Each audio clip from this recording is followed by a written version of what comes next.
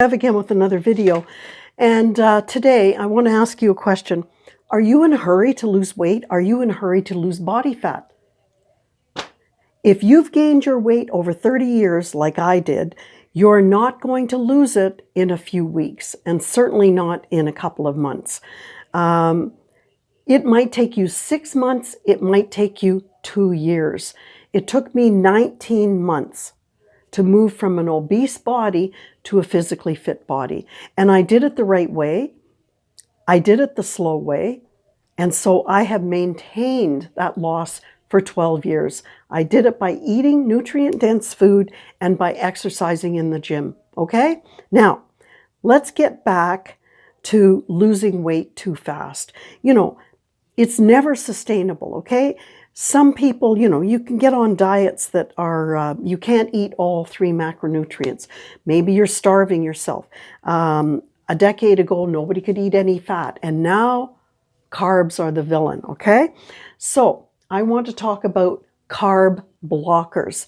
And these are pills that people take before they eat a meal, so that they want to eat a lot of carbs. And let's face it, carbs taste great, right?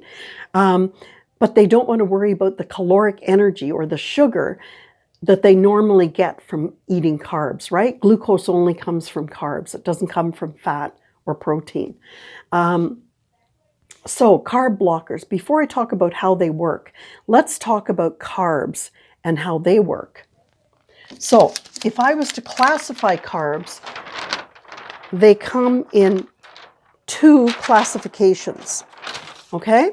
Simple carbs, oh, they taste great, right? Candies, pasta, bread, pie, cake, soda pop, all those things are over here. They have very short sugar chains. The body is really efficient at breaking them down fast. So you get a lot of blood sugar very fast, and insulin has to come to the rescue, right? So type 1 diabetics have a big problem with this kind of carb, right? On the other side are carbs that are called complex carbs, and they are much more inefficiently digested. You want inefficiency in digestion, and that occurs over here. They have long sugar chains, and so they're difficult to break down. So it happens very slowly. The sugar is spread out over time, and lo and behold, the blood glucose levels remain stable, right? So you have simple carbs, complex carbs. Now let's go back to these carb blocker pills that you take before you eat. How do they work? Well, they do stop the breakdown and they stop the digestion of carbs. Yes, but interestingly enough, they don't stop these guys, they stop these guys. These guys just go in there really fast, bang, they make sugar. And the carb blockers will stop the complex carbs. But they stop, they make them go to the large intestine without being absorbed. And isn't that a shame? Because this is where all your nutrition is in carbs, right?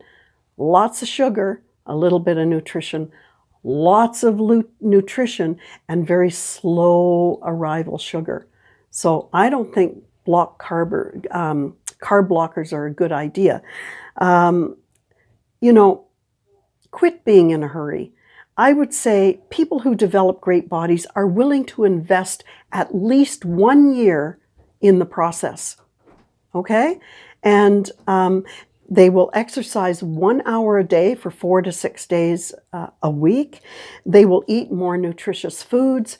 You should eat 1 gram of protein per pound of body weight. Eat maybe 15-20% fats, and your carbs will take care of themselves for the rest of your calories. Stay on this side, not on this side.